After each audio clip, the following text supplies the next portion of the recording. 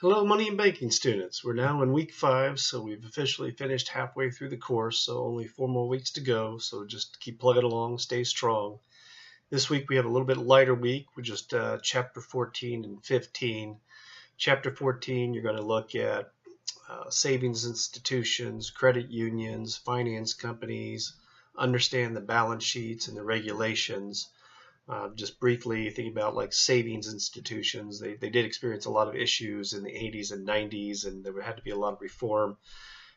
For a while there in the 90s, I worked for processing the loans for the Resolution Trust Corporation that you'll read about in your textbook. Basically, it was a Kansas City-based company that would basically collect all the payments coming in. When they consolidated all these loans into security pieces, we would hold the money, make interest on it, and remit it back to investors.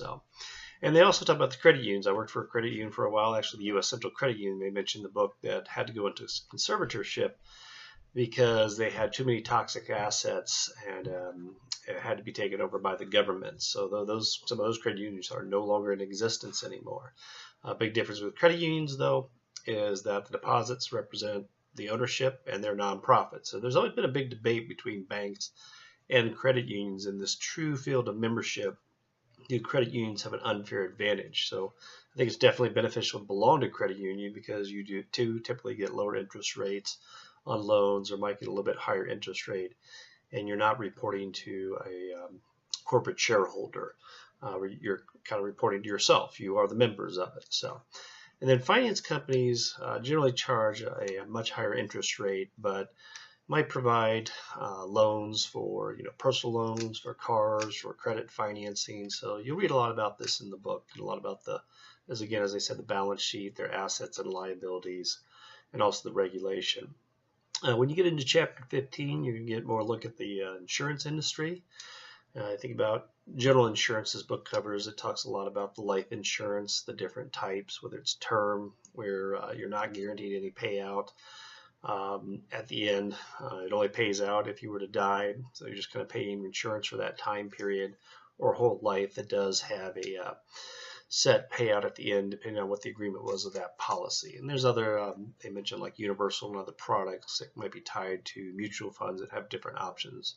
They also go into the property and casualty side, and for insurance companies, they collect premiums, your policies, they invest those in the market in different bonds and instruments, and they know they're going to have to pay out on certain policies. So the objective is, along with the administrative expenses, to break even, make a little bit of profit, but there have been some years there have been losses. In these textbook example, they give all kinds, everything from Hurricane Katrina to different, you think about all the tornadoes we have in the Midwest.